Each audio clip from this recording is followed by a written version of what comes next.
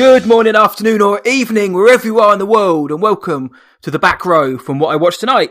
My name is Matt Hudson, and this is Retrospectives, my little series where I talk about a film that I love, and I'm joined by somebody who happily also loves that film as well. So joining me in the back row tonight is Lindsay Lohan, Britney Spears' biggest fan, potentially.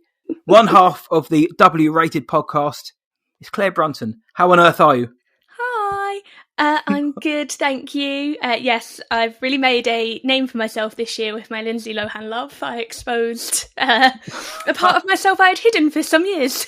It was, if you follow Claire on socials, we'll give all the links out at the end. If you do, you would have noticed that there was like a week, like a period of time. Oh, it was like a just month. Lindsay, a month, sorry. Yeah, I really went for it. I'm being a bit too there. It was just Lindsay Lohan everywhere to the point where I started to become a fan. Yeah, I ignited a passion in a lot of people. Like, I was trying to make something happen. And like you mentioned Britney Spears, I was a big Britney Spears fan. And that the documentary Framing Britney Spears came out, and it's obviously looked at how she was portrayed in the media. And having just the month before spent all that time on Lindsay Lohan, I'm now like, guys, who wants to pay me to make the Framing Lindsay Lohan documentary? Because like, I can do it. I'm ready. GoFundMe, we'll give that link at the end as well. It's actually being set up right now as we're talking. Well, I mentioned W-Rated. It's your podcast you do with your co-host. Rather than me tell everyone about it, what's it all about and what are the films you talk about? So I run it with my friend Daisy, and it's W-Rated for the worst rated movies. So we are going through all 100 films on IMDb's bottom 100 list. So it's a little bit complicated because to get on the bottom 100 list, you have to have a certain amount of reviews from a certain amount of people and have had a theatrical release. So there are some films that people would assume are on there that don't make the cut. And then there are some surprising films on there as well. So we're on, I think we've recorded 7 episodes so far, but we've released 5. We've covered the Flintstones of Viva Rock Vegas. We've covered a Lindsay Lohan film, which sort of spurred all of that. I Know Who Killed Me. We've done films like Bratz and Jack and Jill. Yeah, it's a real mush. We're holding off some of the terrible ones. Human Centipede 2 and 3 are both on there. I've seen the first one. I found the first one quite funny. But the first one was that bad. Like, if it's an arty flick. I don't think it was that bad. The second one though, and the third one. So I've not seen either of those, but I've read the synopsis for the second one, and having read the synopsis years ago, I was like, "Yep, I never need to see that." And yet, but now, yeah, enjoy that. Yeah, and like it's a fluid list, so we're not doing it in any order, and at any point a film can be added to it, depending on how the algorithm changes. But I think the Human Centipede films are like 40 and 80, so they're not going anywhere. Yeah, I think they're on there for life. Having seen the films, they certainly belong in there. Again, I don't mind the first film. I don't watch it and think, this is amazing. I love seeing people's arses and mouths stitched together. But this, it's just fine, schlock.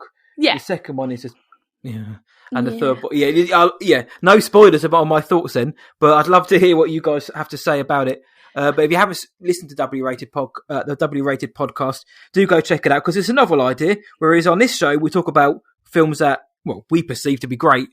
Obviously, W-Rated takes that, spins it, but it isn't just it's not just a relentless bashing session, though, is it? No. So it was actually my co-host Daisy's idea. She just wanted to set herself some challenges so that she wasn't watching all the same films. So she wanted to watch the top 100, but also decided she would watch the bottom 100. Mm-hmm. And so she is a very positive person, much more positive than me. And so she wanted to watch them all and kind of look at them and think, are they really that bad? And so we're going in with an open mind and establishing what did people see that was so wrong? Does it deserve the hate that it gets? And like, we're finding that some films, when they were released, were seen as terrible, but are having, second, third comebacks, cult classics. So yeah, it's all about kind of trying to appreciate them for what they are. We're not always able to do that, but we're trying. We're waiting for Viva Rock Vegas to get that Criterion release. It's coming though. Well, I'm still sore from that has a higher Rotten Tomatoes score than the original Flintstones film does. That surprises me, because the second one is crap, whereas the first one is it's a lot of fun. It's one of my favourite films of all time, the first one. I'm glad I worded that right then. Yeah, you did. The first one isn't on the bottom 100 or anything like that, so obviously it's not seen as low, but for whatever reason, Rotten Tomatoes, their scores are wrong. Yeah, those idiots over there. I saw that first Flintstones in the cinema, so I do have some kind of reverence for it. It's the first film I ever saw in the cinema, so I absolutely love it. Nice. There you go. Well, enough of bedrock over here, though. We'll be back in a few weeks' time to do a Flintstones episode. But tonight, as I said, I mentioned we talk about films that we both mutually dig, and tonight we are talking about Black Swan. I'm so very excited to talk about this. But before we hear Claire's thoughts, let's run through the admin. It's distributed by Fox Searchlight Pictures and was released on December the 3rd, 2010, and directed by Darren Aronofsky. It stars, of course, Natalie Portman as Nina, Mila Kunis as Lily, Vincent Cassel as Thomas, Barbara Hershey as Erica, and Winona Ryder as Beth. Made for $3 million, went on to make $330 million worldwide, which isn't to be sniffed at. And in terms of awards, it won at the Academy Awards for Best Actress for Natalie Portman. It was also nominated for Best Picture, Best Director, Best Cinematography, and Best Film Editing. Now, if you're new to the show, firstly, welcome. Secondly, this is going to be full of spoilers. So if you haven't seen Black Swan, firstly, what are you doing there? Secondly, stick around if you really want to. Thirdly, we're going to go full spoilers. Go watch the film. It's 2 hours long, maybe. Check it out. Come back and listen to what we have to say. See if you agree with us. But finally, one last time, spoilers. Right, done. We've got that out of the way. So, obviously, you're on the show here because you're a big fan of Black Swan, but I want to know, what's the why? Now, what is it about this film which really works for you?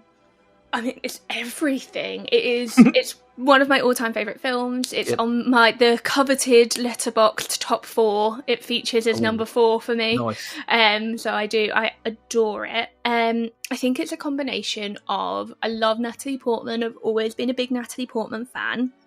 I love the ballet. I've only been lucky enough to go to the ballet a handful of times in real life. But I love the ballet, was obsessed with it as a kid. Every book I read was about ballerinas, so that's a big tick for me. And I'm quite a big Darren Aronofsky fan. When I was a very, hoity-toity film student, I'd be like, yes, Darren Aronofsky is my favourite director, despite the fact that even now, 10 years later, I still haven't seen Pi. So don't know how I can be saying he's my favourite director when I haven't seen his. You've outed yourself. I know. But yeah, so I think it is that combination of a topic I was so interested in, an actress that I loved, and a director that I loved, and then adding in all of the kind of psychological things. It pretty much is one of those things that I talk about. If someone opened up my head and made a film out of all the things in my brain, this is one of those films. Bloody hell. Right. Okay, now we know what we're dealing with now.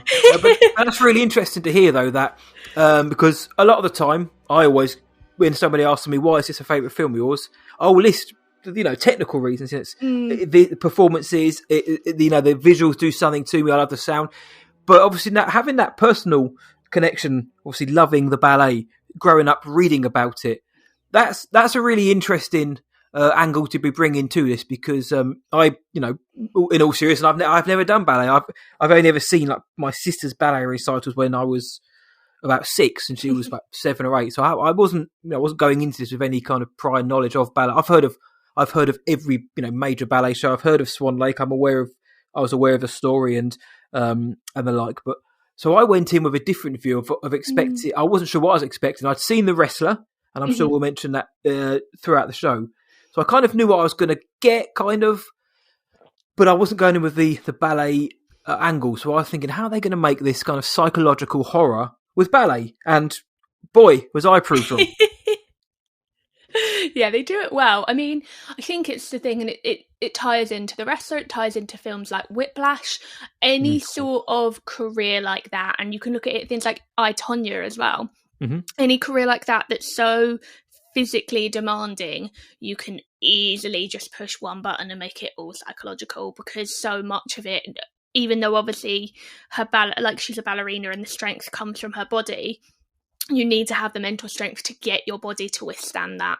So I think, any sort of topic that involves that extreme pressure, you can just click that switch in someone and make it so bonkers. Yeah, no, and the just seeing the amount of work that goes into being a top tier ballerina is unreal. And obviously, in the film, they were waiting for opening night of Swan Lake, but it's building up to that. But then you kind of realise that, well, it's not just one performance. When you are the Swan Queen, you're doing this until you retire, basically, and it's having to get to that state of mind to be able to do this night in, night out at that kind of level. And especially as we're going to find out where Nina begins, Natalie Portman's character, where she begins within herself, the idea of her ever reaching that kind of zenith would be bonkers. And I think Aronofsky absolutely nails that. But well, you said you were a hoity-toity film student, so I also was one of those back in the day. I'm guessing you saw this back in 2010 when it came out. Yes, I think it probably would have been 2011 because we always get filmed later, don't we? I think it was like January or February it came out, yeah. Yeah, so I'd finished university by then. I think I was either doing my teacher training or about to start doing my teacher training. So I went to see it in my local Cineworld, and I brought my mum with me because I was living at home at the time. And my mum likes the cinema, but she never has time to go and never has anyone to go with. So when I was living at home, I was like, come with me, I really want to see this, which was really good, and she really enjoyed it, and she still says she enjoys it now. But obviously there's like 1 or 2 scenes in that film don't really want to share with your mum. Awkward with your parents there.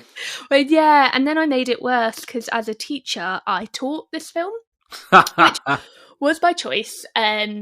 So I was doing a module so the students had to create a piece of film, either a 5-minute short film or an opening scene to what would technically be a bigger film that they would never make. And student films are terrible, and these were GCSE students, so like they don't have the money, they don't have friends that are actors, so I was fed up of watching just terrible student films where they all like ran around and nothing made sense and just the acting killed you. And it's really hard to, as an examiner, to not judge the acting because it just ruins anything good. So I was really trying to show them films that relied on only one, if at most 2 characters. Show them films that could be filmed anywhere, that you didn't need a big background for. And so I showed them a number of key scenes from Black Swan, such as, when she's on the tube and she sees like her reflection, and when she's going through the tunnel way at the subway stop, because I was like, they are scenes that you can do on a tiny shoestring budget, and they are scenes that students can replicate. And so I only showed them a couple of the scenes, and they all really liked it, and they were like, please can we watch it? And I was like, no, because it's an 18. And they were like, well, and got really like, and they so rarely wanted to watch like good films. Come on, Miss Brunton. I was like, look, there are like these 3 scenes in it that I'm not comfortable showing you. And I was like, it's not, and they were like, we all know what sex is. And I was like, no, I saw this film in the cinema with my mum as an adult, and it made me uncomfortable. So there was no way in hell I'm watching it with a bunch of 15-year-old students. Like, absolutely not. Jesus, that's like peak age to not watch it. Yeah. So they all said they were happy to watch it and just completely skip out those scenes. So we watched it over 2 different lessons, but it was really horrible because on the second day, like that we watched the second half of it, and they all came in and they obviously hadn't seen each other yet, and they're like, did you watch the scene last night? Yeah, I did, yeah. And like high-fiving each other. And I was like, oh god. Well, at least they saw it in their own time and did whatever they needed to do. I got 5 15-year-old boys who could barely string 2 words together to watch an independent film by Darren Aronofsky about a ballerina. Like that you deserve some recognition for that. If you told them like a few of the scenes, I'm sure they would have rushed out to watch it. But the fact that you managed to do it, and did they then go on to talk about the film in any kind of educational way, or was it just those scenes? We did. We talked about like how they made it seem so tense and how they played with kind of use of shot and environment to make something feel big when it was actually very small. And we also watched Red Eye, the Wes Craven film that's set on an aeroplane, because 90% of that film is just set in those 2 seats. So I was like, look guys, like films can be small and still be really, really intense. And then I can't remember, I showed them like clips from a ton of other films as well. So yeah, I think they all got something from it, and some of the films that came out of it were good. Unfortunately, teenage boys do just want to all make Goodfellas. So all of them involved guns and terrible acting. And terrible accents as well. Yeah. Oh, no. But I tried, and it worked in some ways. Well, maybe Darren Aronofsky was a 15-year-old boy who was once pulling off stupid accents and making his silly films. And look at him now. So exactly, you never know. I just like the Strangers. But that's one that scared the shit out of me, and that was pretty much one location. When you think, I think about Black Swan now, it's really just like the ballet hall, the ballet HQ, New York Ballet, her Nina's house. And then there's a couple of other locations dotted in and around, more so the middle section. But it's not really an expansive film. And I guess the budget being $3 million doesn't allow for that. And you've got to imagine that. I mean, this is obviously Natalie Portman won her Oscar for this, but she was nominated for Closer beforehand. Yes, she was in the Star Wars prequels. And she was kind of doing the indie circuit, but she still would have commanded a little fee. And so you've got to imagine a bit of that budget went on the cast themselves, but I think Aronofsky did so, and he does that. He really does know how to eke out tension from minimal locations. Whatever people think about Mother, I really do need to rewatch it. Pretty much one location. I like Mother. I think I like. Well, I did like it when I saw it. I've only seen it once in the theatre, and I was one of those people who wasn't sure what it was going to be about, and I liked it. It did mess me up at the end. No, I won't spoil it if anyone hasn't seen it, but I want to rewatch it to think. Right, did I like it? Or was I just swept up in it? So I didn't ever want to rewatch it after seeing it. I was like, that is a film that I thought was amazingly made. I've never felt so physically affected by a film. I felt sick from claustrophobia in the screen. And I was like, you cannot say that was a bad film if it can have such a visceral reaction. Well, that's it. Can't say that. And then about a year or two later, I was seeing a guy and was at his parents' house for the weekend, and they asked if I wanted to watch a movie, and that was one that they picked to watch. And none of them had seen it before, so they were like, why don't you want to watch it? I thought you said it's really good. And I was like, it is really good. It's just not a film that you really want to watch more than once. There's a few moments which are harrowing, but I'll nudge you when they're coming. But it's still actually smaller screen, and a second watch it still really stood up, and I completely understand why people don't like it, but I don't think you can say it's a bad film. I think they are two different statements. Yeah, I have that issue with a lot of films. When somebody says a film is bad, I wonder if they know what that means. For example, I mentioned Star Wars, The Last Jedi. People call it the worst film ever. I always think, have you seen films? Yeah. You know, have you listened to W-rated podcasts? There's a few on there, but I digress. But yeah, Mother, I need to rewatch it. And Black Swan, obviously, speaking of Aronofsky, Requiem for a Dream. Obviously, a lot of people say this, but watching that took me on a trip as a film student. I was like, what the hell is this? And I was like messed up after that. But Black Swan, when I first watched it, I was in. You know, I thought this is great. But then on a subsequent rewatch and then rewatching it for this episode, every time I see it, as all the pieces fall into place and I've absorbed it all, it just gets better and better. And there aren't many films that I could say do that. Yeah, and it's one of those, like, my viewing of it the first time in that cinema, I still remember everything that I thought was happening, and it was all completely wrong. Every theory that I thought was happening didn't come true.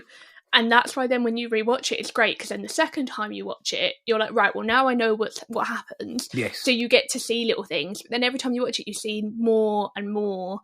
And, like, I will say it's one of those films that I feel like it benefits from giving it a little bit of time between rewatches so that you can forget some of that. But it's a brilliant film that holds up. Like, it's not a one watch and you're done. No. Well, the scene with, and I know we're going to get to our moments, but the scene at the end with Nina and Lily in the dressing room, I was like, when I watched it the other week, I was like, I don't remember her dying. And then, obviously, when you rewatch, I was like, oh, Christ, yes, it was, this is basically what the whole film's been telling me. It's all in her head. Well, I was kind of all in her head. I was convinced, I can't remember at what point, I think it must have been the point where when she goes down and Lily comes to the door and Lily clearly isn't dead. Yeah. And you're like, but there was blood on the floor. I was convinced that she had killed her mother, that her mother had been waiting for her. Imagine. And that she killed her mum. So then when you discover that no, that she's hurt herself, I was like, oh, but like the whole time I really, really thought that her mum was gaslighting her, that it wasn't that she was insane, that her mum was that overprotective and her mum was making her crazy. So I missed a lot of the nuances of how mentally ill she was. So then when you rewatch it, there are still plenty of scenes where you're like, her mum is way too over the top and way too kind of involved. Could say that.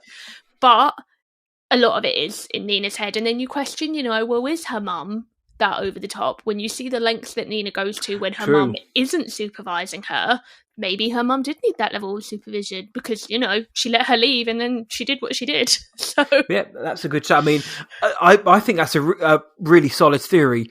Having seen the film, I like the fact that the direction it went in, but there are times when you watch her mother, Erica, Barbara Hershey, wonderful performance by Barbara Hershey, who is always wonderful, I think. There are times when you do think, bloody hell, I'm glad she trapped your fingers in the door because it's pissing me off.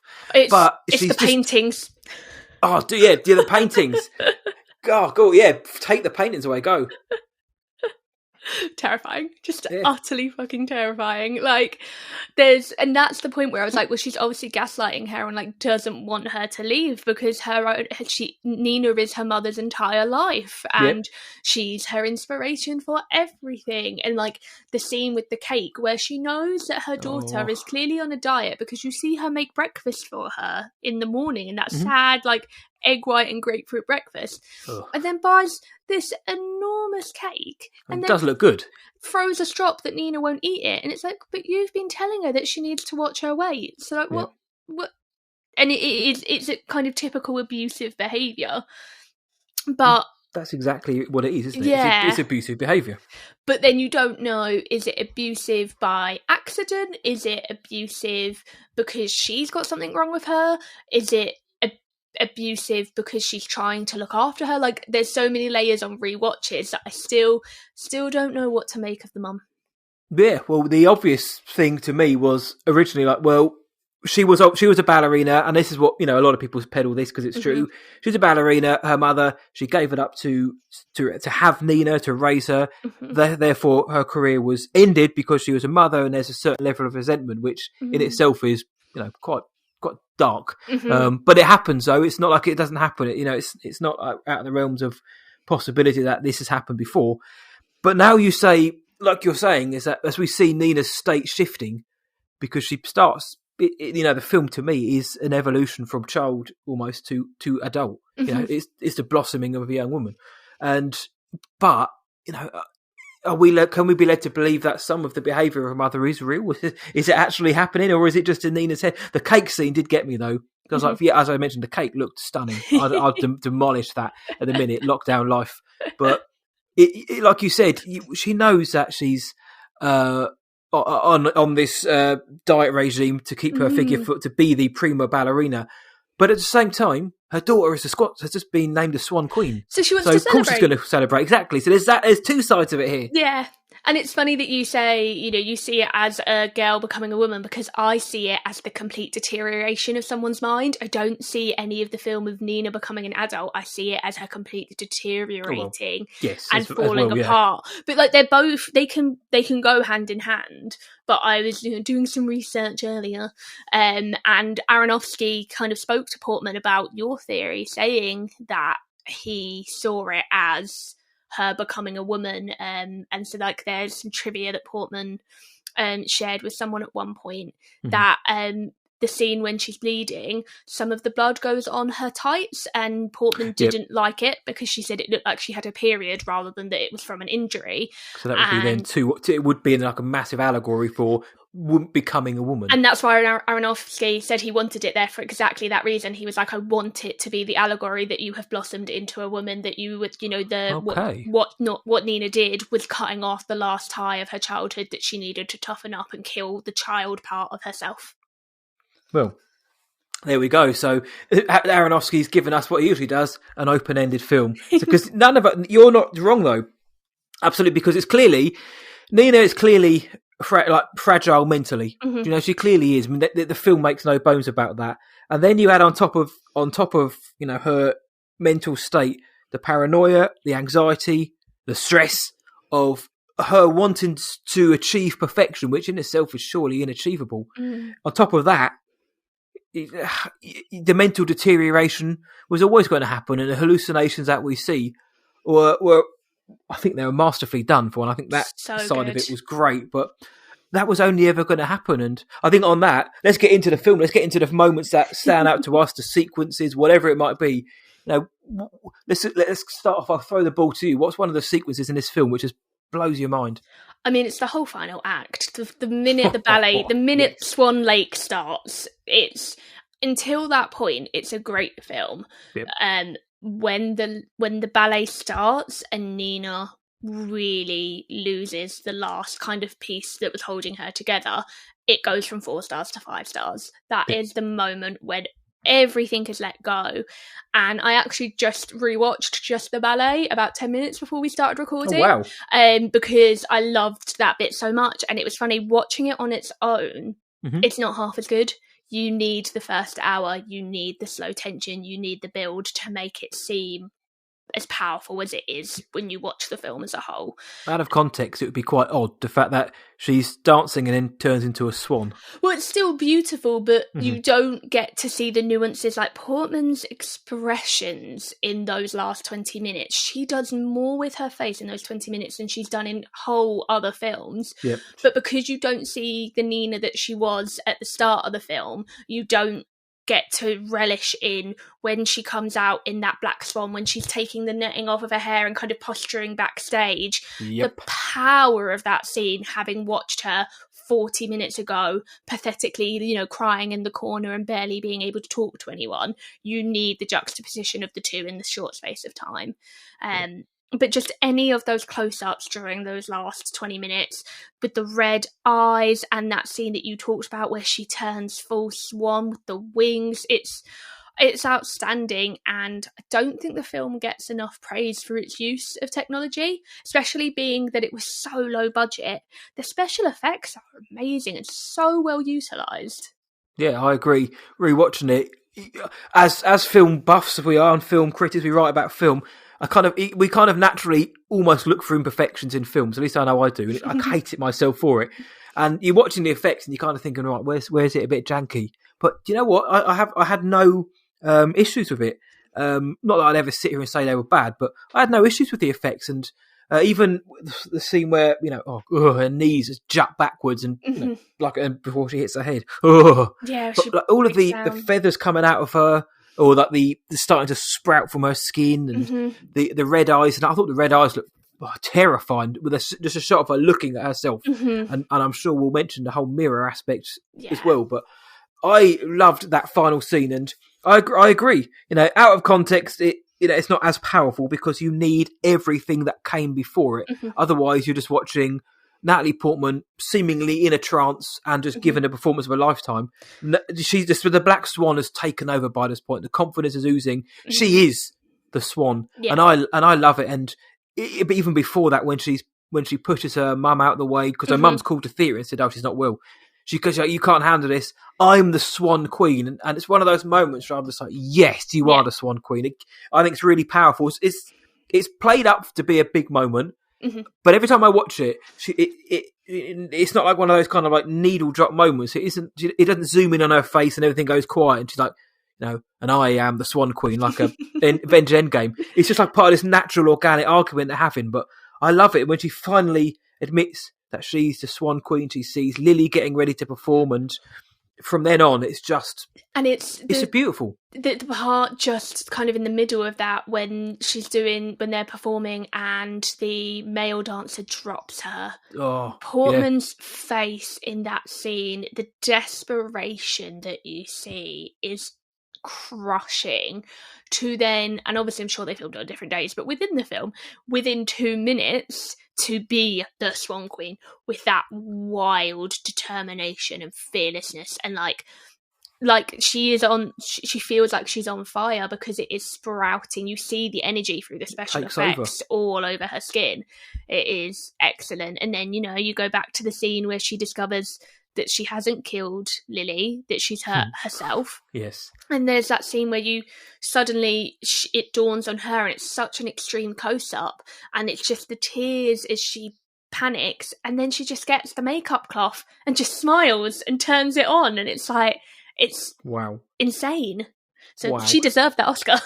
Oh, Jesus, she did. And I know the backup dancers otherwise, but she did. And obviously Tchaikovsky's music as well is obviously that is the music for Swan Lake, but God damn if it wasn't perfect for this film as well. It's so well used. Just they could have. It never feels overdone, and it could have been because it's used earlier in the film as well.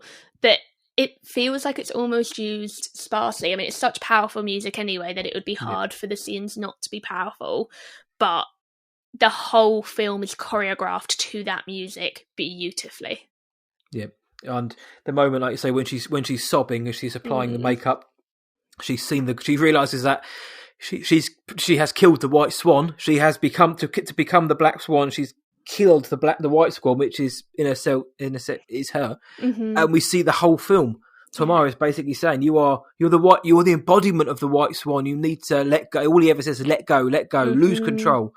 And this is what she needed to do. And he foreshadows it right at the beginning. And obviously, people who know Swan Lake would have known anyway. But Tamara, he tells the dance troupe that at the end of Swan Lake, the heroine finds her freedom in death. And look what happens at the end of Black Swan. Does she die at the end? So I was going to ask you that. I got there first. I think she does, for two reasons. I've just always thought that she does, and I feel like it is a very dark but fitting ending that, the only thing she ever wanted to be was to be perfect, and she felt it. She says it, I felt it perfect, which is such a wonderful line reading. And I feel like she's happy to die in that moment. I feel like she knows that she has reached the peak of the mountain, so she doesn't need to go on. But also, from a scientific standpoint, never remove the item. If you have an injury, whatever it is, never pull the thing out. Go to the hospital with the thing still in. Don't pull it out. She pulled the glass shard out. So she was able to be Black Swan perfectly because she hadn't pulled it out. The minute she pulled that out, she was gone. You learn this stuff on this show as well. First aid and everything. Don't pull shrapnel out. But Portman herself believes she doesn't die. I read about this, and I'm with you there. I think she does because I think it's just poetic. I think it's tragically beautiful, and also just tragic that she does. And like I felt it perfection. Where do you I always try to think what happened. When the end credits roll, I try to think what happens to the characters now. I can't imagine a scenario in which like you've said, she's hit the zenith, she's hit the peak, she's felt perfection. Where does she go from here? And obviously, if you hit perfection, you shouldn't then just die. But that's it. It seems it's a story in itself. It seems really morbid and kind of stupid to be like, well, obviously, like the best thing for her to do is to die. But at the same time, like trying to think of that character, Nina, like, so what? She survives. She ends up in surgery. She's probably, in some way permanently affected physically, but mentally, she would be forever, in some sort of institution, some sort of limbo, and so picturing someone like that trapped in a room for the rest of their life under supervision doesn't really feel like a life that's worth living. Yeah, I don't think about this now. Yeah, she dies in the end. Not that I want, not because it's happy, but because he don't have to see the alternative. That's it. It's like I don't know if death is actually better than that. That sounds really awful, but I don't feel like for Nina as a character within her own mind, she would want anything else. Yeah, and I think obviously, like the end of Swan Lake, I think there is a certain like poetic edge to it that her freedom was she found what she wanted. The chase was over, and the journey she'd been on led her to this moment. In order to become the Black Swan, it took that much out of her that this was. I wouldn't say inevitable, but this was the way it had to be. Yeah. But also just for the film itself, what a bloody ending! Just like the perfect white with obviously the red just seeping through it and taking over, and like you say, I felt it perfection and the fade to white. It's almost too beautiful to not kind of mean that have that finality. The applause as well, like we spoke about the use of the music, but that applause as the music fades out and the applause fades in is so powerful. Yep, exactly, and that's what I think. I think again, I'm not going to second guess Aronofsky or Natalie Portman. That's the beauty of filmmaking and collaboration. They probably got their own ideas on what they thought for the character. I think it seems like we're in agreement that she probably did die, and maybe even better for the story as well. So it's hard to think of scenes which stand out for me in this film, simply because it sounds obvious, but the whole thing does. But I quite like the opening scenes when we meet Nina, because it's Natalie Portman. Before she's been around forever since she's in Leon. Since she's like 12 or whatever she was, and she seems to have always had. We've grown up with her, and then we see her as this like childlike figure in this pink teddy bear strewn bedroom, and her mother's being very overprotective. And I'm thinking, where are we going with this? The first time I saw it, I remember thinking, like, what's this all about now? Because she, like, the mother is clearly mollycoddling, and then there's this. I just love watching her being quite like cutesy, and again, here's that like childlike. There's that phrase again, and then how she, when she gets to ballet, how she just doesn't interact with anybody else. She's very distant, socially. She's socially inept, awkward. Sorry. For want of a better phrase, and I just love the opening scenes now more so because we know where they end up. Absolutely, yeah. And I think as well it's interesting that you see the warning signs of her instability long before she gets the part. Just on her first day travelling in, we see the thing on the subway where she sees herself looking back at her in the mirror, and we see those signs straight away. So obviously we incur from the film that the pressure of being both swans and being perfect was what led her to the point in which she fell so hard. But she wasn't doing great to start with. No, I winced during the opening dance when they're on tiptoes, because as you saw, she vomits because of the exertion, and her big toenail is just cracked, and I wince so bad every time I see it. And there's another scene where she pulls the skin back on her finger that makes me die a bit inside. Have you ever seen real ballerinas' feet? I have, actually, and they are. I'm sorry if any ballerinas are listening. They're battered. They are. It's not nice. No. So I did like that's one of the things that really stands out in the film is the body horror, and you forget about it when you haven't watched it for a while because it's not the most important part of the film.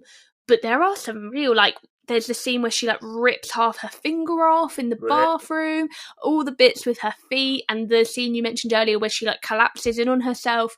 Like, there are some real body horror moments. When she's scratching herself for a lot of the film, which we now know because there's a swan wanting to get out, but she's scratching herself, and we see like drawing blood, and there is a lot, isn't there? So it's definitely a horror film in that sense. Yeah, and I've always seen it as like that kind of psychological thriller to it, especially on that first viewing. You don't know, is she insane, is Lily out to get her, is her mum out to get her? So that first viewing really is that psychological thriller element of just what is wrong with this girl and what is wrong with this situation. Yeah, well, what about the moment where Nina's mother makes her lick the cake from her finger?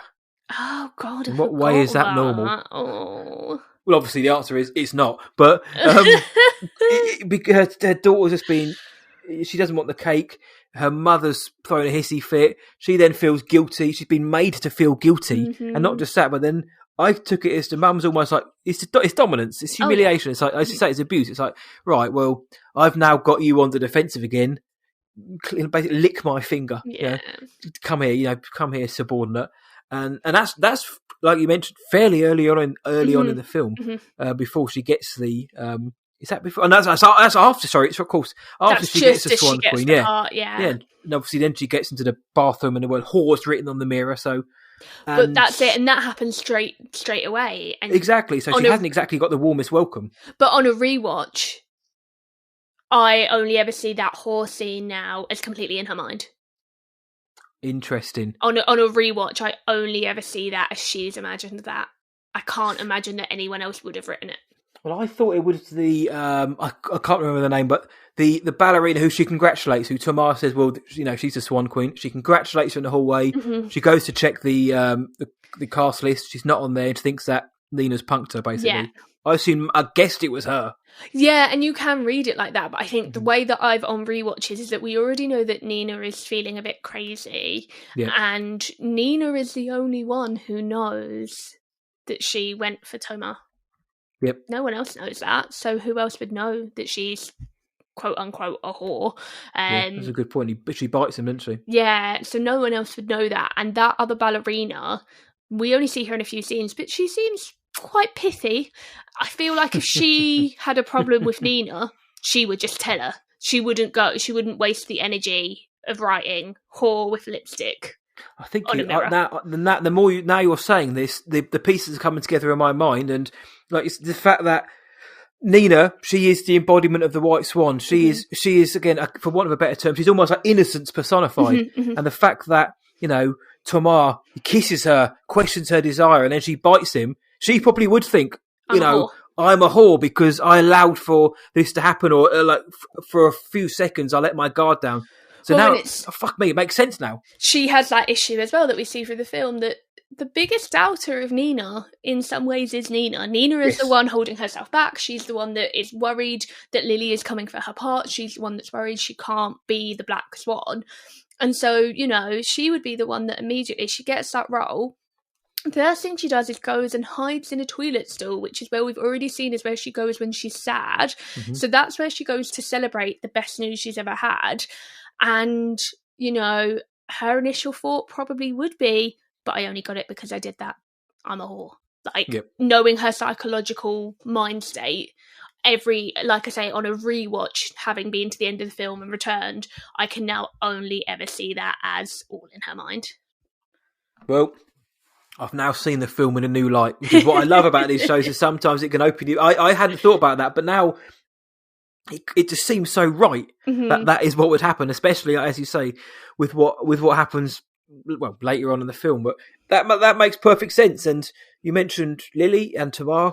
I think they're so good in this film. Vincent Cassel and Mila Kunis are both so good, and Mila Kunis is great, I think, in this film as brilliant, even as like an acting peer of Natalie Portman. But they could almost be seen as opposites, despite the fact that they're both, you know, extremely professional about their craft. And I love that. I love the fact that you can just see Mila Kunis and you know, right, no, she is the Black Swan in this scenario. And she's always wearing energy. Black. Yes, she's got that loose energy, but restrained passion, unrestrained passion, within her. She's always in black. Nina's always in white for the most part. It's not subtle.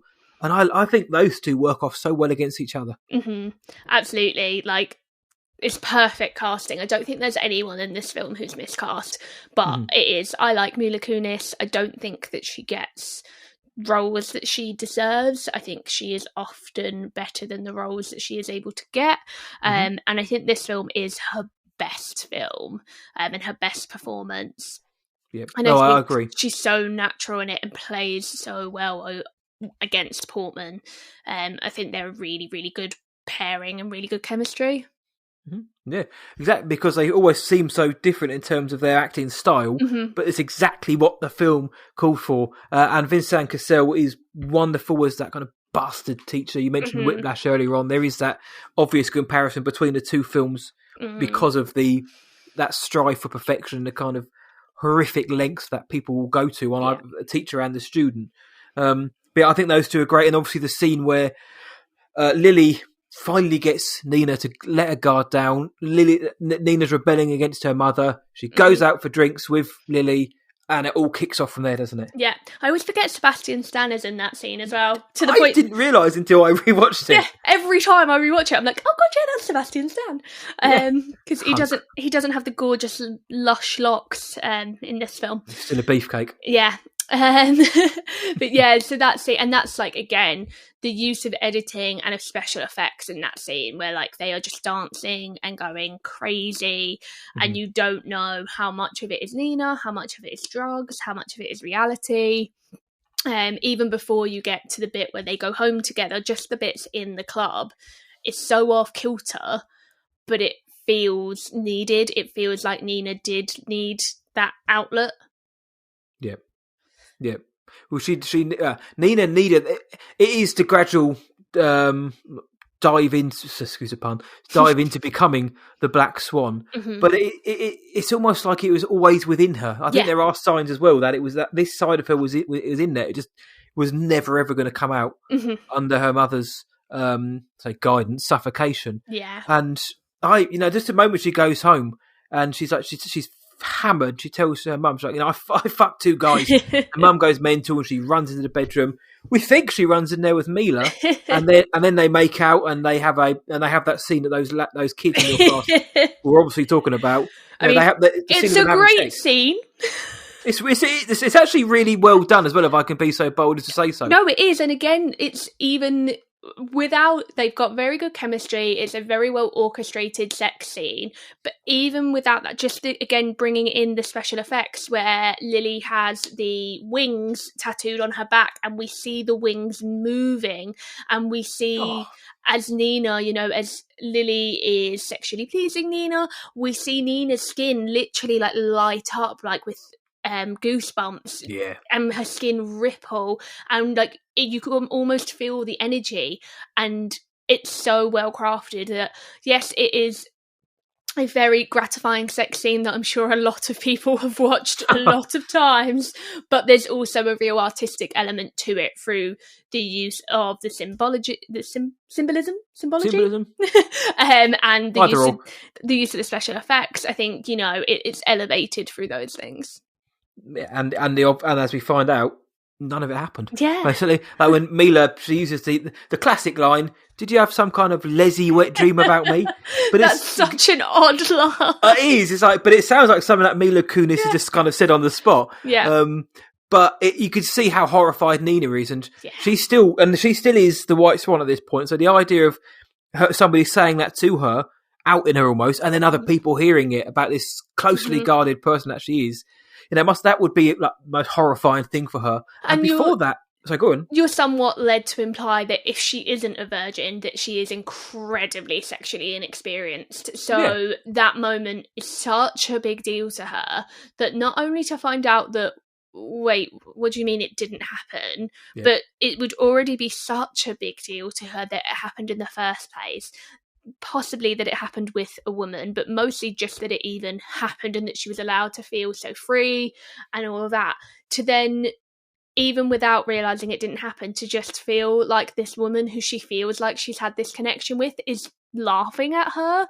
Yep. That's tough. That's a really tough beat, even without the whole "it was completely in your head, love, you're bonkers." Just this person that I clearly have very intense feelings for is laughing at my feelings. And they seem like feelings that she's probably never had before and doesn't know how to cope with. No, and there are other people about, and as we know, she doesn't do well around others, even in forced situations. And this is all a build up from earlier on in the film where Thomas says to her, we've got to talk about the boundaries here. You've got to. She's in his flat after she's been presented as the Swan Queen. They talk about boundaries, and Thomas like, your homework assignment: go home and touch yourself. Mm-hmm. And she does. She touches herself in the morning. She gets into it, but then her mum's asleep in the room with her. Scene that's like top 10 horror scenes of all time. She's asleep there, and then the way she acts. That I'd love to imagine that, and it didn't happen. I'd love to imagine Aronofsky saying, "Right, this is a scene where you have to touch yourself in the morning," and then I'd love to imagine he kind of snuck Barbara Hershey in and. Natalie Portman had no idea if she was there, and that was literally her like, "Fuck Jesus," because it's so well done. It's so well done, so well done. You physically feel the horror for her. It's a really good jump scare. Then she touches herself in the bath later on, and she sees the vision of herself with blood on her fingers and scratches everywhere. So she has those urges, she has those wants and needs, and then, like you say, when she believes she's finally got it or made that connection, turns out that like a lot of things that are happening, it's all in her head. Mm-hmm. And it's a powerful moment in the film, and as we find out, mentions a lot of it's in her head, and we mentioned mirrors as well, don't we? Seemingly every scene has a mirror in. Yeah, so much kind of reflective surfaces because of the duality of the role in Swan Lake of being one person playing the same two people. And this is obviously the inverse of that. It's not one person playing two people, it's two personalities within the one person. Yeah. So it's so clever. And again, we spoke about, it being quite a small budget. Sounds like a massive budget to me, but when you look at other films, it's a tiny budget. I think that clever cinematography and the use of the mirrors just put, the reflective surfaces add so much depth to it that you don't realise until something big happens. You're like, oh my God, wait, that's been there all along. Yep. Yeah, it's the duality is everywhere in this film, and it's on first. I mean, there are obvious moments in it. For example, when she's dancing, and some of the reflections are slightly off, but there's one obviously where she just the reflection is just standing there looking at her, basically. So there are obvious moments in it, but it's the little things you don't notice. You then start to question. And is that out of time, or? And it's that eeriness that builds on you. That suddenly, if that mirror's not safe, are any mirrors safe? And then you start seeing that, well, there's a reflection there and there's a mirror there, and you start waiting for whatever it is to happen again. Yep, your eyes start wandering around the screen for things which may or may not be there. I love that kind of uneasy atmosphere. That's what I love about horror film, is that psychological, the dread that builds. And this film does so well. You're building to something, you just don't quite know what. What about any other sequences that come to mind? What have I got written down? I mean, just all of the dancing. It's so well done. It's so easy for films about these kind of skills for them to feel either that you're like, well, that's not very good and that would never actually win an award. Sometimes you watch these shows where there's a talent show and you're like, that's not very good dance. Or other times where you're like, well, that's obviously not them. This, and you kind of half mentioned it earlier, the dancing in this seems amazing. The scenes of Portman and Kunis dancing are outstanding, and they look so brilliant.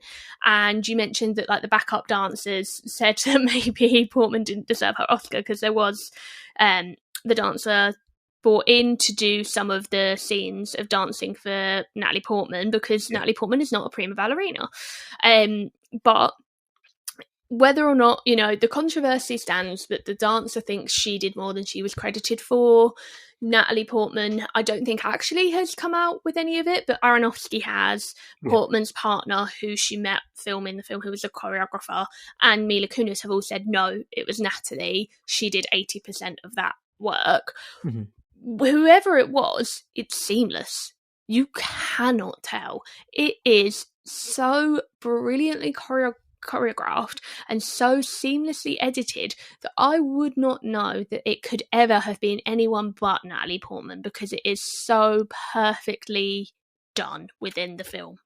Yeah, that's exactly it. Again, you kind of look for moments where, but I wasn't even thinking that.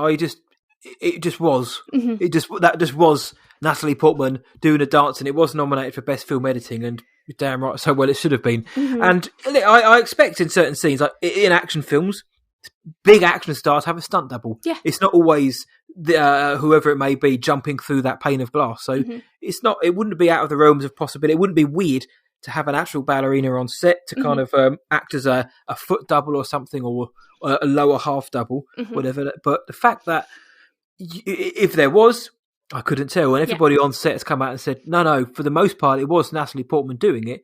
Is unreal. And again, Natalie Portman is dedicated to her craft, and every film she does, she goes all in. Especially a film like this, and and Mila trained so hard for this film, and it shows. And that Oscar win is the cherry on the icing on top of the cake, because the film is great, the performance is great, her passion and dedication for the role is outstanding. So to be recognised that's perfect. But damn, was she good at dancing? Yeah. And it's not just that, but like you said, the facial performances, ballet is, dance is an art form, and it is a performance. You have to act with your face whilst you're whilst being a ballerina. But in terms of a film, you also have to actually act with your face. Mm-hmm. And she's doing that at the same time, and it's fantastic. Yeah. I mean, talking of faces, it's a kind of unnecessary scene that I kind of always forget about, but it's such a good scene. The random scene with Winona Ryder in the hospital towards the end. Oh, yeah, was she just stabbing her foot? Yeah. Is she stabbing her face? Well, so she kind of, it's like a nail file, so Nina goes, because Nina stole a load of stuff from her dressing room and feels guilty about it and goes to the hospital to give it all back, and she grabs the nail file, Winona Ryder's character, and starts stabbing her face with it, which is just horrifying, but then it turns into Nina's face and she's staring right back at herself. And it's such a random scene that really you could take it out of the film and it doesn't at all need to be there, but it's actually a brilliant scene, so I'm very glad it is there, because it again just hypes up. They're like, what is going on? Oh my god, I have no idea, like why is everyone so on edge? Something weird. But it plays in beautifully of the scene where you think she stabbed Lily as well, because you got Beth is just like, she's just turning her face into a pincushion, and then Nina's running away, obviously, but then her hands are covered in blood and she's got the bloody nail file. So I'm thinking, has she killed Beth? Has she done this to her? It's foreshadowing of who is she, and what is she doing? Who is she doing it to, and is she in control of herself? Yeah, exactly. And then when you see the scene of her supposedly killing Lily, it doesn't feel like it wouldn't happen, because you think, well, she may have just murdered Beth by stabbing her face in a hospital. I see what you mean. You can take that scene out, and it doesn't impact the flow. It doesn't impact anything later on. But I'm so glad they didn't. Exactly. It's such a well done scene, and in terms of like adding those horror moments. There we go. There's another one which then plays into the stabbing later on. I think Winona Ryder's really good in her small role as well.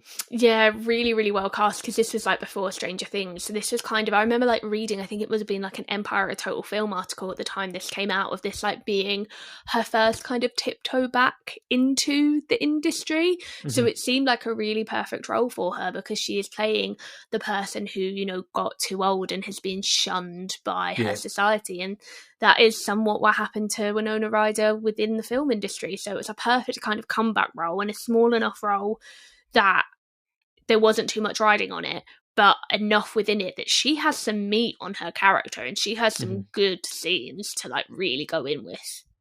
Oh yeah, the scene when she's the scene when at the presentation of Nina to the, I guess, the donors and the patrons of the ballet.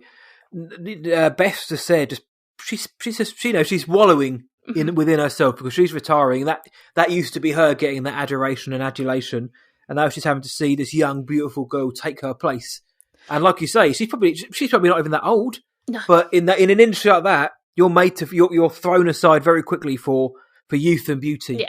And I think she gets that. She's bitter and she's angry, but she never goes full ham. No. And I think it could be quite easy to be OTT in those scenes, and I think she does well. And I think her limited screen time also stops that, not because of Ryder, I mean because of the character. I think if the character was in any more scenes, it could become very hammy or over the top. But she's utilised small but powerful, and it works. And like the whole thing about he used to call me his little princess, and then he, like, at one point Tamar calls Nina that, and it's like, oh no.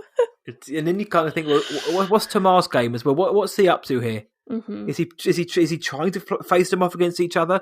Does he genuinely care about both of them like he pertains to, or is he a bastard like J.K. Simmons in Whiplash? I think Tamar is everything combined. I think, you know, I'm gonna sound really like soapboxy, but you know, men in power can be really shitty, and he is a man in power who's in charge of all these tiny little women, and he has so much control and so much say. And whilst I don't think he would not pick Nina because she didn't sleep with him, I think at the same time he's like, well, if she will sleep with me, then I'm gonna sleep with her. You know, I think it's a thing of like, I'm not going to force it to happen, but I'm going to make it clear that I would like it to happen, and hopefully it will. Yeah, no, you're right. And that he has got that kind of level. Well, obviously he's got that level of sleaziness about him, because many times during this, he's like at the beginning he kisses Nina, and then she bites him. Later on, when she's dancing, he's trying to get the passion, and he goes behind her and he's seducing her, and his hands are all over her, going places they shouldn't be. but it's all for him. It's all part of the act. It's all part of drawing out this character. When really, he's sexually abusing someone. Yeah, and you can see that he feels like not only is it called for, but he feels like it's his right. He's doing it to help her, and why would there ever be any question that it wasn't the right thing to do? He's in charge. She is his princess, his swan. He can mould her in any way that he wants to, and that's the way he has chosen to. And you never see any doubt in his mind that anything he is doing is not the right thing to be doing, which we as an audience know for different reasons is not so much. Well, on that though, at the end, during the performance, Nina goes off stage. She grabs Tamar and she snogs him. Yeah. Now, kind of talking about like Tamar thinking he's justified and has the right to do so. Do we view that scene where she goes off and then? Do we see that as a sign of dominance and power?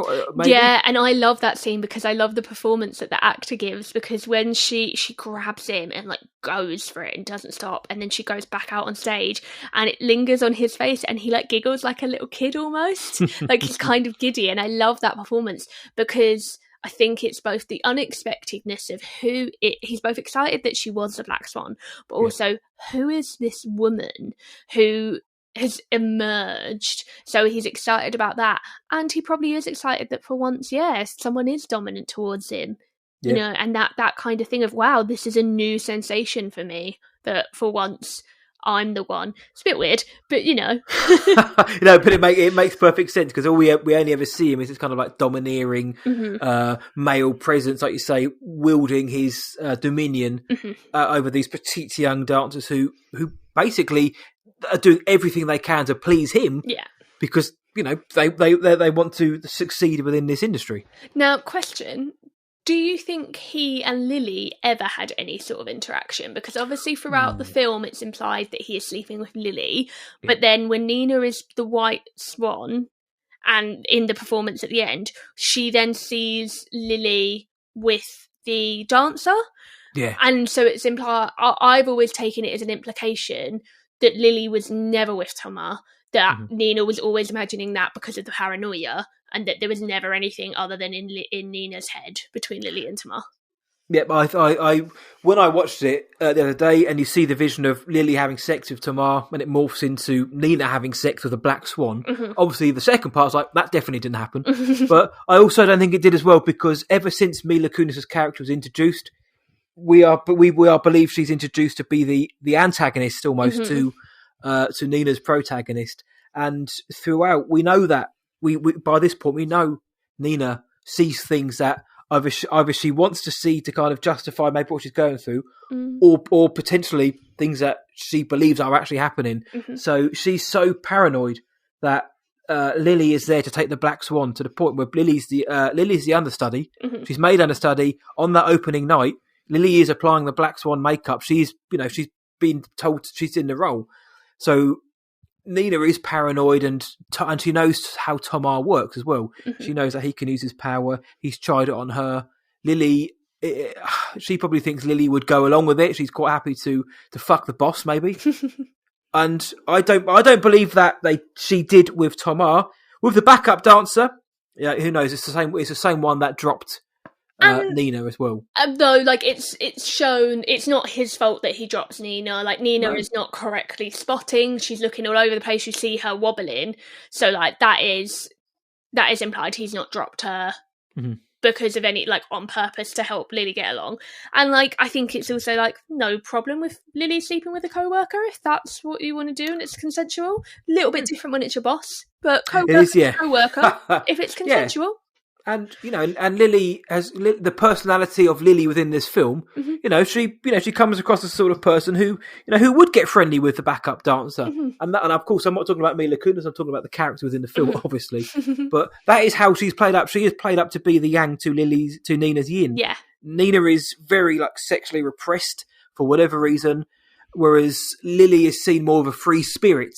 So it's not. I don't believe that she wouldn't do that. Obviously, Tamar. I don't believe that happened. I do believe that was Nina's anxiety and paranoia seeping out there. But it is a good question. I do have that as a note, as she sees this vision of Lily having sex with Tamar. I start to question, when I'm watching it, what is real and what is in Nina's head, and that was one of them. So I was going to say the same to you, but it seems like you have a similar idea. And that's why like I said kind of at the start, obviously there is a lot to unpack with her mother, and there is a lot of damage being done by her mother, but you also, by the end of the film, come to realise just how unreliable a narrator Nina is, that how much of what is going on with her mum is real. Yep, exactly. Now we've obviously unpacked some of it in the last, half an hour or so. There is that. I mean, like I said, she's clearly fragile mentally because of what she's been through and this abuse that she's suffered. But like you say, we're seeing things from Nina's perspective through a lot of the films from her POV. Who's to say that, like I say, those introductory moments or that first act of the film isn't also from Nina's POV, and it isn't quite as bad as we are led to believe. And that's another. And I love a film that can do that. That can make you think, but can make you question what you thought you knew about it on second, third, fourth, fifth viewings. And thankfully, you've just done that for me.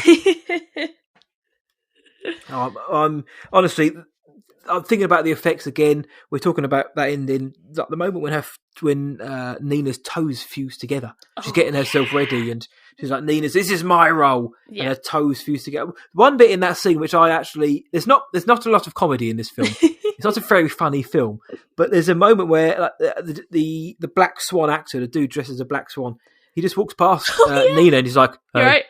Yeah, right. Just walks past. That's it, and then she's like, the fuck? And then it just carries on. But it's such a realistic scene. Like, I don't know if, like, how much kind of stage work you've done, but I was like a stage kid, and that's just so natural that it's perfect. It gives you that beat of like, okay, as an audience member, but also as someone who's like being on stage. It is just, you just see these people walk around in those costumes, and it just is normal to you. And it's so funny that her entire mind is falling apart, and the most abnormal thing is the most normal.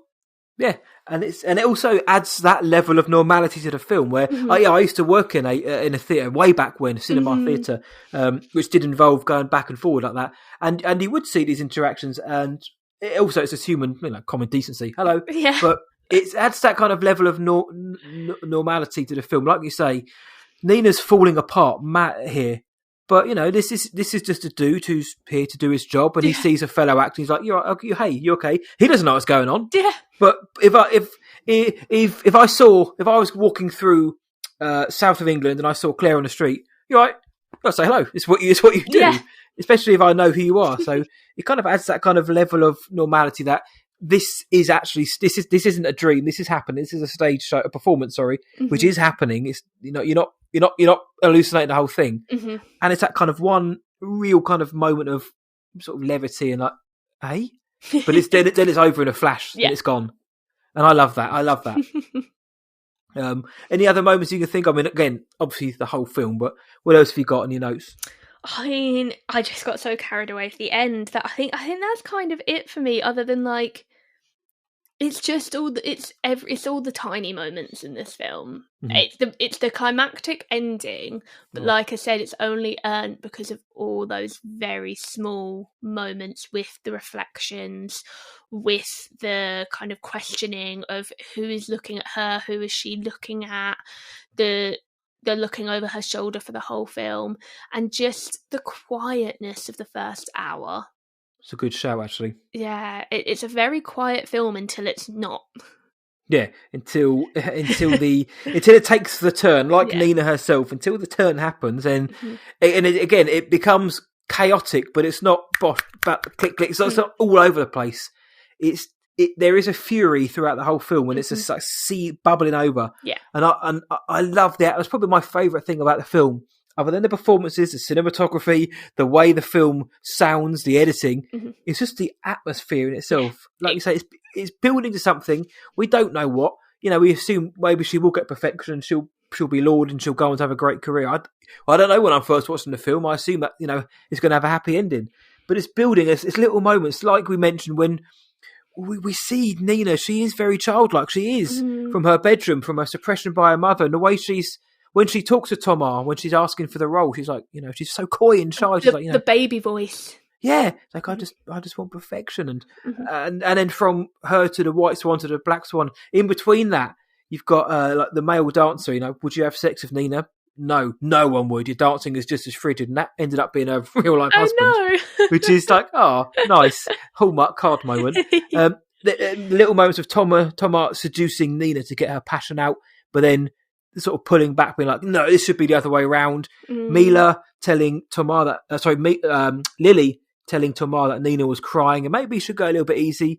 Nina confronts her. We're starting to see the cracks and the psychological impact, the hallucinations, those moments where it just seems like Nina's constantly getting beaten back. She can't push through.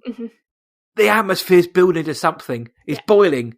And then, like you said, when it finally just goes and we get to that third act, Lily's applying the Black Swan makeup and Nina slams her into the mirror. Lily strangles her. It's my turn. And Nina's eyes change. The Black Swan takes her. She stabs her. Oh, and when her neck elongates like the swan. Yes! Oh, it's so good. Oh, God. So you just, what I think about it, it's like, everything about this. And you're going through that last act thinking, oh, no, is Nina going to pull this off? She's going to become the Black Swan.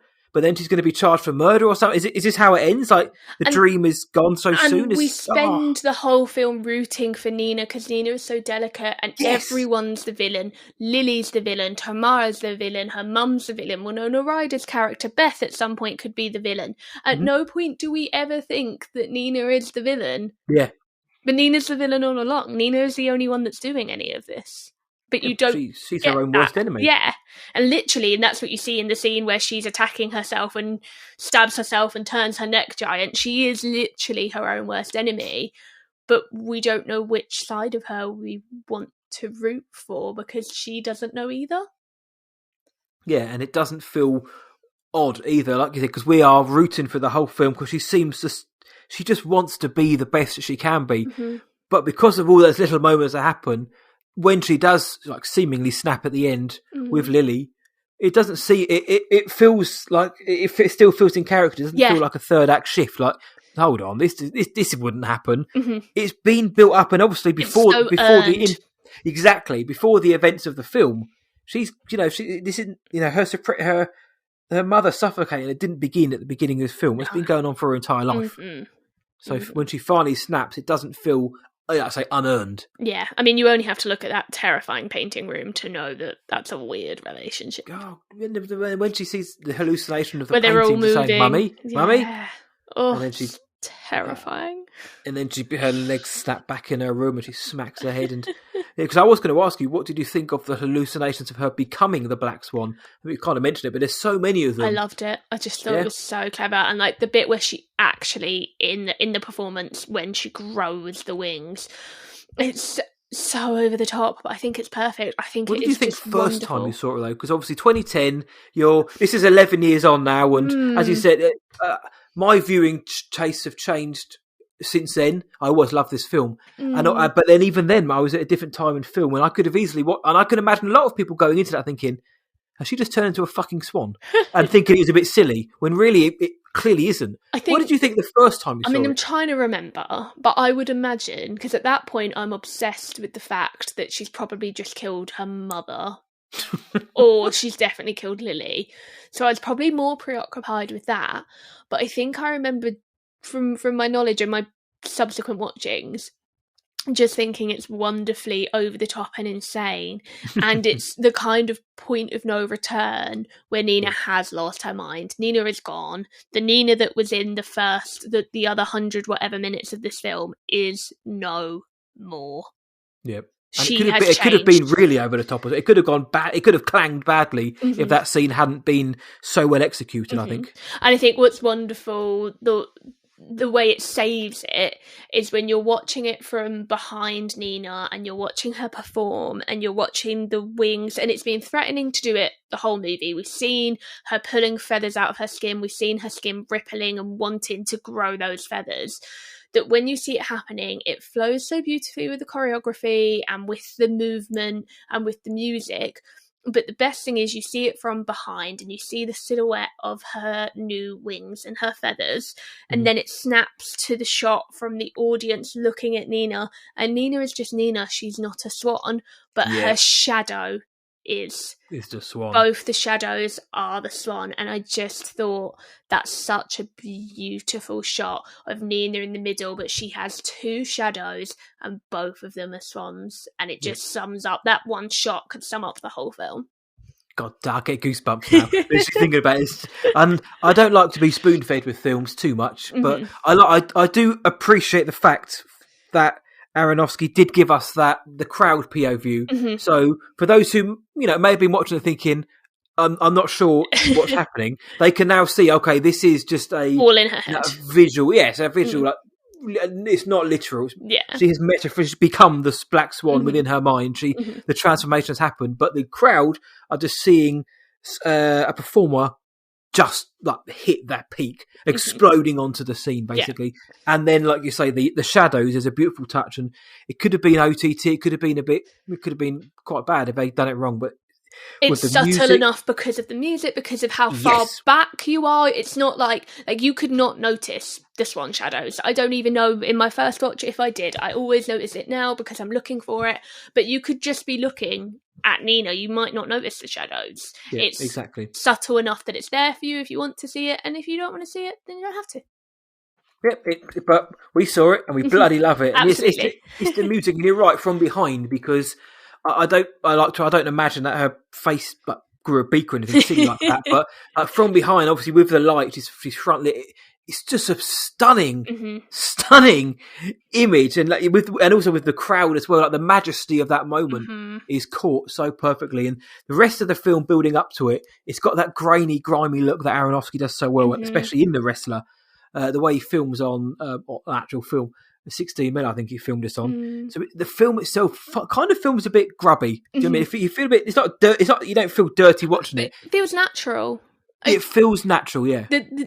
Her bedroom was a set. I don't know about the dance studio, if that was a real dance studio. I think they filmed in a studio in New York. It does feel like it must have been a real one, but the apartment was a set, and you wouldn't know. It does feel like it could be a real apartment, and I think it's a very naturalistic film, despite the bonkers story and the amount of VFX shots in it. It's a very natural film. Yeah, and that's why for me that ending works so well, because it is that explosion. We've got the natural grounded aesthetic throughout the whole film, and then when we get to this grand performance of this beautiful ballet show, it captures that glory so well with the music, and it feels.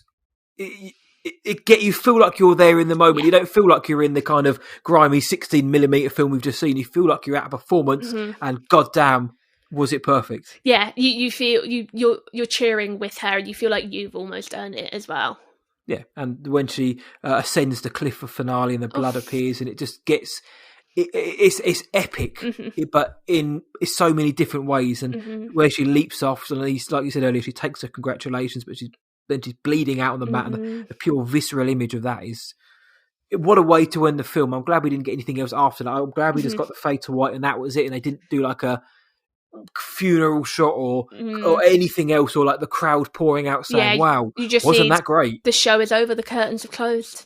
Yeah, exactly. The world fades away with a smile type thing almost. And I love that. So Christ almighty, what a great film.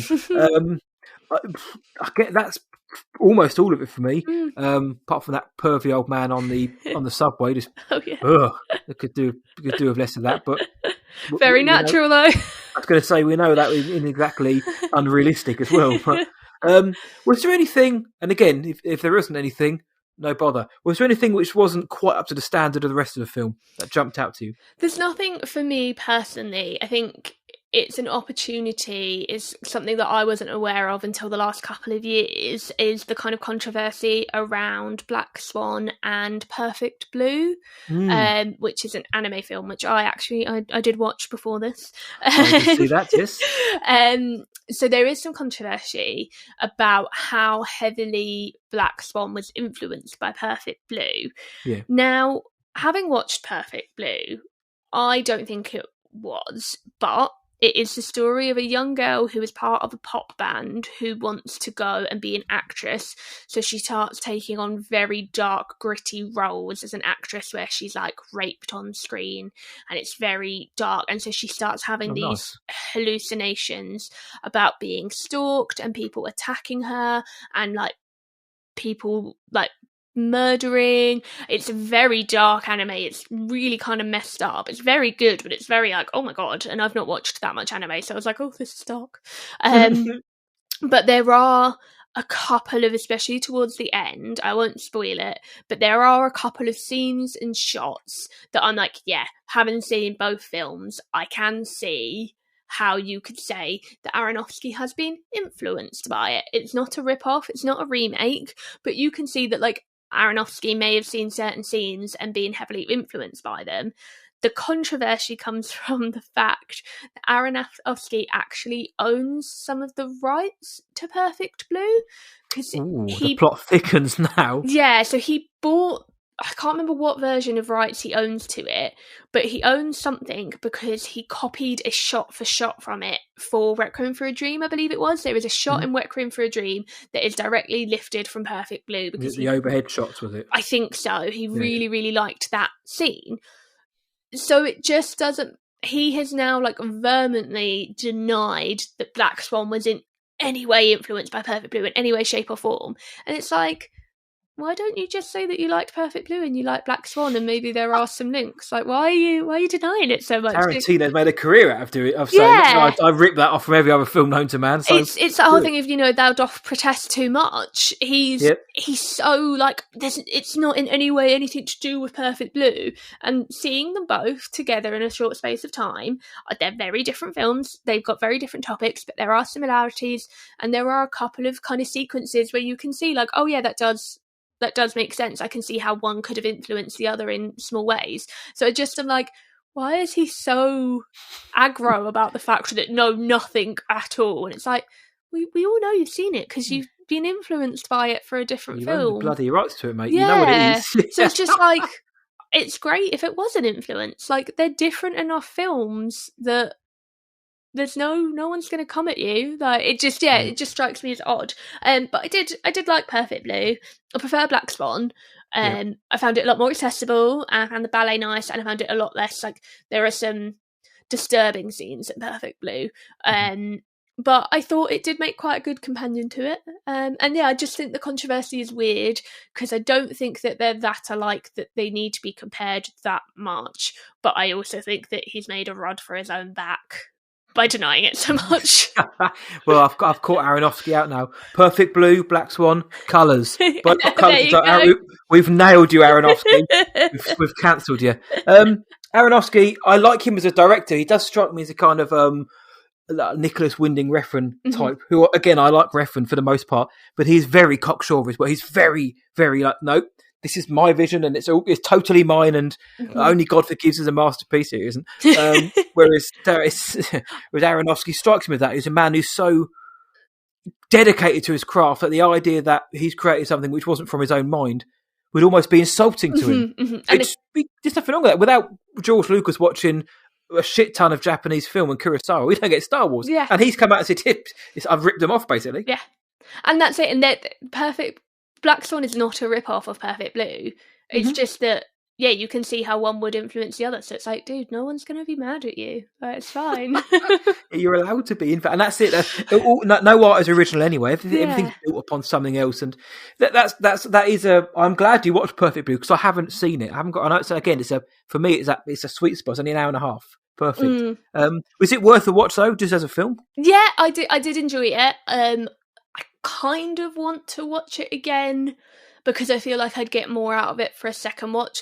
I found it a little bit confusing, especially because I thought it would be more like Black Swan because of the controversy, and it wasn't. So I was like, oh wait, what's happening? Unlike Black Swan, it has an ending that once you've seen the ending, so much of the beginning of the film you view in a different light that I would like to re-watch it and give it a second go. But I still did really enjoy it. It's very well done, and I can see why people who love it. I find sometimes animation can be more gruesome than real life. And there were a few scenes that I was like, I feel queasy. Mm-hmm. I've only just kind of started on any kind of anime journey. Mm-hmm.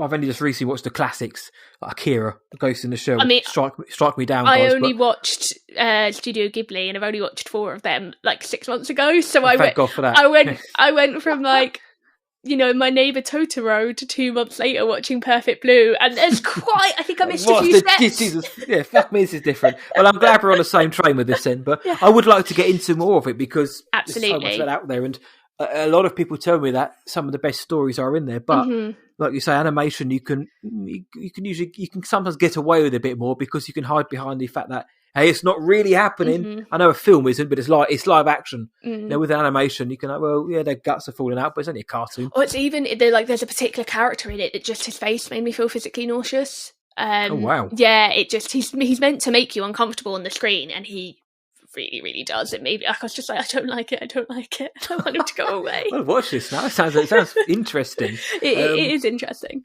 Well, I'd like to watch it just to see what the comparisons are, because I'd heard that, and I remember I think you posted a shot of the Perfect Blue Blu-ray when it arrived. Yeah, Blu-ray. That's right. Yeah, I was like, oh, sweet, because I'd heard of the controversy, but I wasn't aware of the comparisons too much because I haven't seen the film, so I couldn't. And I was exactly the same. And I was on a podcast last year and mentioned Black Swan is one of my favourite films. And the first question, they're like, "Oh, but have you seen Perfect Blue?" And I was like, "No." And they were like, "Oh." And I was like, "Okay." So I was like, when you invited me to do this, I was like, "Right, this time." Now I'm watching Perfect Blue. I know you've seen it and you were grossed out by it. So sorry, apologies for that. It's all right. I can't think of anything. You mentioned a scene where Beth just cutting her face open. You could take that out. Was it a bad scene? No. Did it impact my viewing or did it ruin the flow? No. So it's in there. Great. There's nothing in this film which I think derails any of the momentum. No. There's nothing in it which I think, I wasn't as hot on that moment. And I genuinely mean that. And again, I'm racking my brains desperately, but nope. I don't think any of the performances were over the top. I think Aronofsky could have delivered something completely different. We mentioned the Black Swan scene at the end when she finally allows herself to become the swan and on stage. Barbara Hershey could have got old Winona Ryder could have gone full ham. Mm-hmm. Vincent Cassel, he could have been unconvincing in his role, or Mila Kunis may not have hit the beats for the Black Swan, her characterization. I think everything's great. I can't think of anything which I didn't like in this film. No, it's pitched perfectly. Yep, and there you go. It's pitched perfectly. The one bit of trivia I did find was that Natalie Portman actually had to modify her voice to lose a childlike quality, but then she kind of went places she didn't want to go back to because she had to revert back to it. She spent so much time trying to mature her voice that in the beginning of the film she had to go back to this. The voice that she apparently used to have, and she said it was a bit painful to do that. Yeah, and I rewatched Mars Attacks last week, just coincidentally. Did I! I kind of forgot Natalie Portman was in it. She's very young in it, but yeah, she has such a kind of sickly, sweet young voice that it sounds put on in Black Swan, but then when you watch Mars Attacks, you're like, oh no, that kind of almost is her voice. That was what she was like. Yeah. I'm going through the Natalie Portman filmography at the minute. This is a kind of like a passion project. Like certain actors and actresses. I mean, anything Natalie Portman's in, I watch. Now, if her name's on it, even something like crap like Lucy in the Sky. I liked Vox Lux. I was about to say, have you seen Vox Lux? Yeah, I liked her in it. I preferred the first half to that rather than her half. Yes, and there was nothing wrong with her half. I just think the first half was better, and I think meandered a bit as well for me. Yeah, that you didn't need both. It needed to be one film, and it was trying to be 2 films, and so it felt overly long. And I think the first half seemed quite natural, which meant that then her over-the-top performance almost felt a little bit overacted.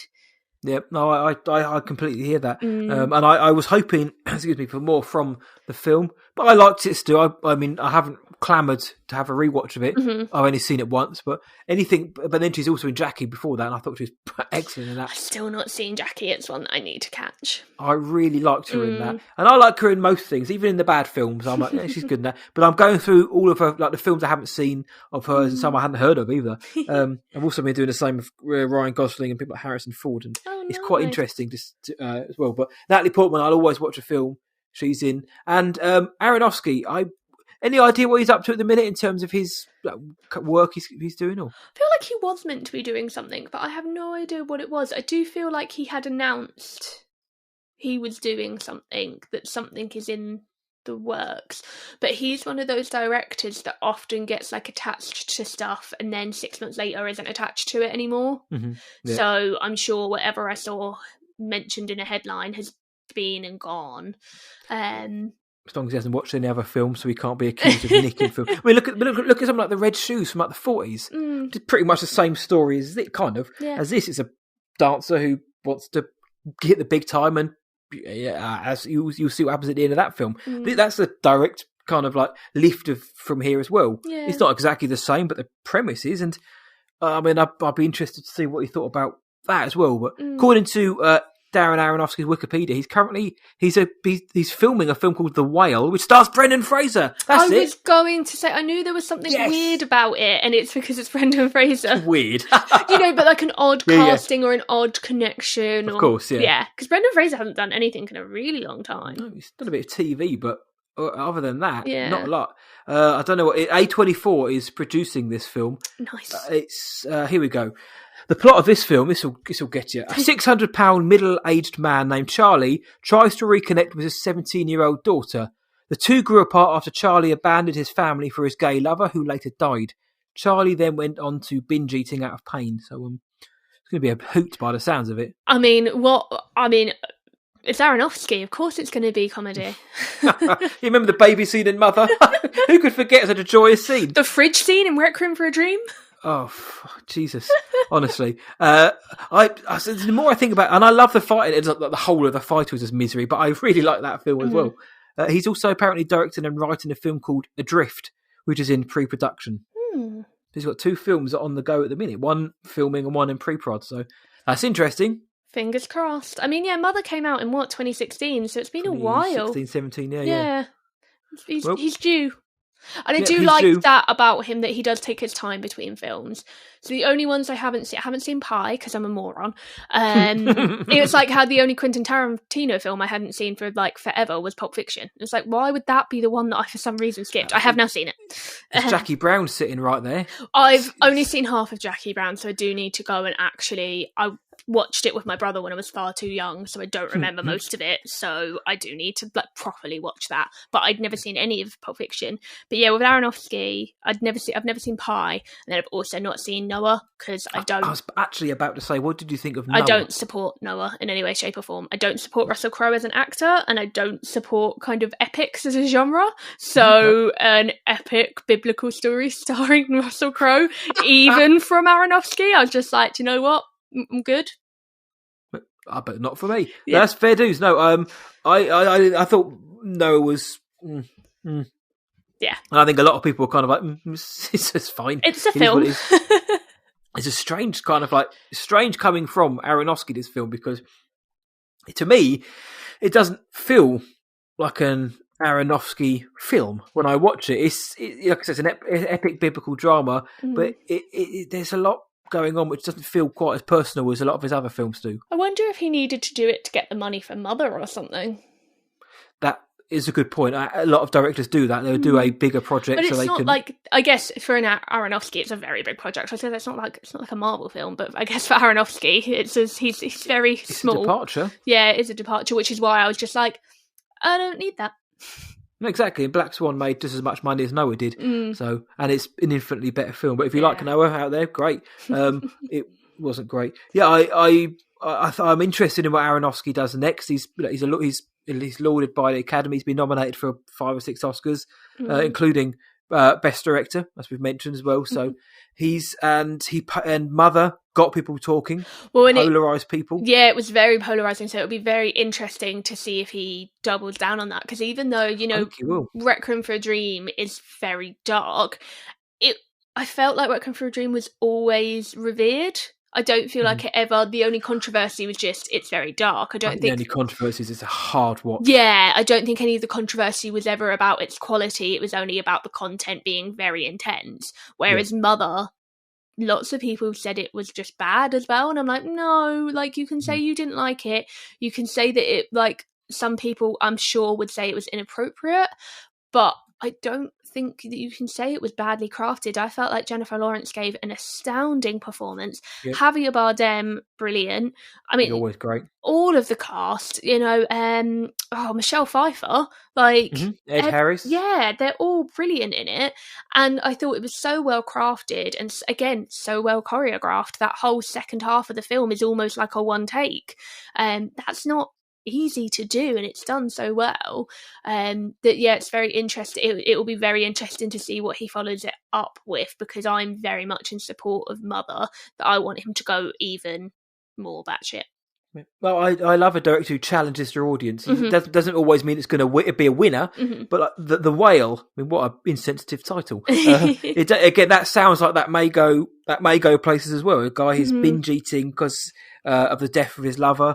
And how it's affected his relationship with family. There's that's, I imagine, going to be very top level. Yeah, that synopsis. I think it's going to be deeper than that. There's some wonderful stuff in, like, I think I haven't seen The Wrestler in a long time. I was actually going to rewatch it the other day, but I decided it's not, life's tough at the moment, and it's not been the best week, and I just felt, as much as I love The Wrestler and it's such a beautiful film, so I don't think I need that in my life at the moment. No, just put the Simpsons on or something. Yeah, but there's one of the most wonderful things which I often forget about The Wrestler is that it is a story of a man trying to reconnect with his daughter, and it's one of the things that sells that film so well. So he was able to do that really successfully in The Wrestler. I'd imagine he will equally be successful in doing that in The Whale. Yeah, again, well said. And Aronofsky himself said, people consider wrestling to be the lowest form of art. People consider ballet to be the highest form of art. In fact, they're very similar. And the two films themselves, as he said, they're almost like a companion piece within each other. Like what you put your body through to get that performance in The Wrestler, night in, night out, in Black Swan, to hit the peak of becoming the greatest, the prima ballerina. Yeah, you can quite easily watch them back to back. It wouldn't be it wouldn't be the most happy double team, but that's if you want to watch two good films, at least Black Swan's an easier watch, because whilst Black Swan is quite dark and can be depressing, there's a grandeur to it and a luxury, a lush element to it because of the ballet and the theatre. Whereas The Wrestler is very gritty. It's very sweaty, gritty. isn't it? Yeah. So it very doesn't, sweaty. Even though the content and the story is very similar, even though the tone of Black Swan is small and quiet and dark and realistic, there is still that lush element because it is the ballet and there's pretty ladies going around in gorgeous makeup and tutus, whereas The Wrestler, it's like, these men are being beaten. These units are sweating, getting battered. It doesn't have quite the same lustre to it, No. but the impact is still the same though. So, well, is there anything else you wanted to mention about Black Swan then? Just that it's a wonderful movie, and if you haven't watched it, why? Yeah, I think you may have guessed we like this film. But yeah, if you haven't seen the film, that's what happens in it, by the way. So it's really good. Well, thank you so much, Claire. I think that wraps up our episode. Thank you so much for giving up your time this evening to come talk to Black Swan. Anytime. Fun. Well, you've mentioned W-Rated Podcast and your other ventures online. If people have just heard you and thought, this Claire sounds great, and if I haven't, why don't you? Where can the world find you and listen to you online? So you can find me on Twitter and Instagram at Claire Ellen Hope, Claire without an I. And then you can find the podcast on Apple, on Spotify, on Amazon, and the handle is W-Rated Pod. And we release episodes fortnightly, and we're not doing it in any order, so you can dip in and out as much as you like. We've got a couple of people who are watching along with us. Insane. But, misery loves company, so it's fun. That's it, sadists. Yeah, we're going to have a dip then. And go check it out. Go support the work Claire's doing. And her co-host, check her out. Go follow her. Claire likes to talk film. So if you like to talk film, you're going to have fun there as well. If you want to find me, whatIwatched.tonight.co.uk, search What I Watched Tonight across all the socials, and lucky you'll see my face pop up. I'm also on Letterboxd as well. Really should start reviewing films a bit more often, but it's lockdown, isn't it? Here we are. Cinemas are reopening. Godzilla vs. Kong's coming soon. I'm not sure what I think about that, but have you chosen a team? Oh, Godzilla, mate. Yeah. All the way. Because And I know people say Kong, and but and I know Godzilla's a nuclear beast, literal nuclear dragon beast, and look at him. And the trailers have gone. The original trailers were very much look at Kong beating Godzilla up, and I'm thinking that's not going to last. I can't do. What about yourself? Are you going to tell me you're Kong? No, so I have not seen any. I've seen the very original King Kong movie, like from the 20s, and then I've not seen a single other King Kong or Godzilla film. So I don't have enough skin in the game to have the knowledge. But just from looking at them, I agree with you. Like, King Kong is obviously a beast, but I feel like Godzilla's like a nuclear weapon. So he could literally burn a hole through him from about 100 meters away. Yeah, so like I'm sure Kong has some attitude towards him, but I don't know enough about either of them. I don't know their stats to really weigh it up. But just the tail of the tape. Yeah, from an outsider's perspective, I'm just like, well, obviously it's the big nuclear dragon thing. Yeah, you would think that this guy's huge. He breathes fire, and the other one's a big monkey. Yeah. He's a big ape. He could, beat his chest and look intimidating. But what's he bringing to the party? What's his arsenal all about? And the buzz for the film's fairly good, actually. It is what I thought it was going to be by the sounds of it. The Titans fighting is great, and the humans are bloody annoying by the sounds of it. But this is what to expect, isn't it? But looking forward to cinemas reopening. Thank you, everyone, for listening. If you like what you've just heard, and there's somebody out there who loves Black Swan or Aronofsky, let them know. There's a couple of film fans who've just spent an hour and 40 odd minutes chatting about Black Swan and how much we love it. And if you've got a spare 30 seconds, please do throw 5 stars our way on your podcast provider of choice, because it gets the show out to more people. And it means I get to engage with more film fans. Keep it polite, because we're all here because we like film. So no need for any silliness. But one more time, Claire, thank you so much for coming on. Thank you for having me. It has been really, really fun. It's been a blast, and I hope to do it again one day. And for everybody listening, stay safe, take care, and see ya.